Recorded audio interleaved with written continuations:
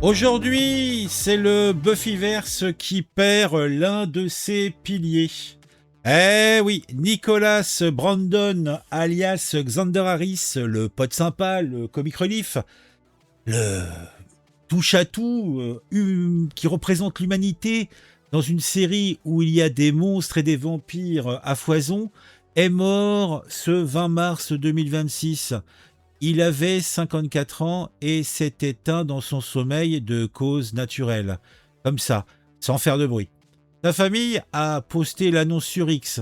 Je cite: C'est avec le cœur lourd que nous vous annonçons le décès de notre frère et fils, Nicholas Brandon. Il est décédé dans son sommeil de cause naturelle. Il ajoute que ces dernières années, Nicky avait trouvé une nouvelle passion, la peinture. Il peignait, il partageait sur les réseaux sociaux, Instagram, et semblait aller beaucoup mieux. Il était, dit sa famille, optimiste quant à l'avenir. Au moment de mourir, je pense que la mort a du sens de l'ironie dans cette histoire, c'est indéniable. Parce que la vie de Nicholas Brandon après Buffy, c'est un scénario que même Joss Whedon n'aurait pas osé écrire tellement c'est sombre. La série s'arrête en 2003 et c'est là que les vrais monstres débarquent. Dépression profonde, addiction à l'alcool, addiction aux drogues, arrestation en série. 3 fois en 6 mois en 2015 pour vol, ivresse sur la voie publique, possession de stupéfiants. 2 mariages, 2 divorces, des cures de désintoxication à répétition, un désastre médiatique. Et au ralenti en plus.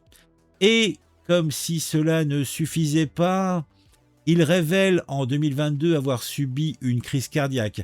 Les médecins découvrent que, en plus, il a, depuis sa naissance, un syndrome de la queue de cheval. Il sera donc opéré de la colonne vertébrale à 2 reprises. Et cela est particulièrement douloureux. Cela provoque des douleurs dans le bas du dos, des troubles urinaires, une perte de sensibilité. L'homme encaisse beaucoup, trop, peut-être. Ce qui rend tout ça encore plus poignant, c'est qu'il n'est pas le premier fantôme de Buffy à nous quitter récemment. Michelle Trachtenberg, qui jouait Dawn, la petite sœur de Buffy, est morte il y a moins d'1 an.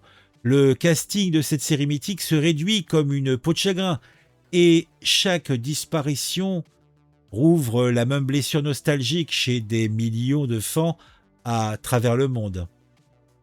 Nicholas Brandon avait 54 ans. 54 ans. L'âge où on est censé souffler un peu, regarder en arrière avec une certaine paix. Sa famille dit qu'il avait trouvé cette paix dans la peinture. On voudrait bien le croire. Xander Harris sauvait le monde sans pouvoir magique, juste avec son courage et son humanité. L'acteur derrière le masque, lui, avait eu beaucoup plus de mal à se sauver lui-même. Repose en paix, Nicky.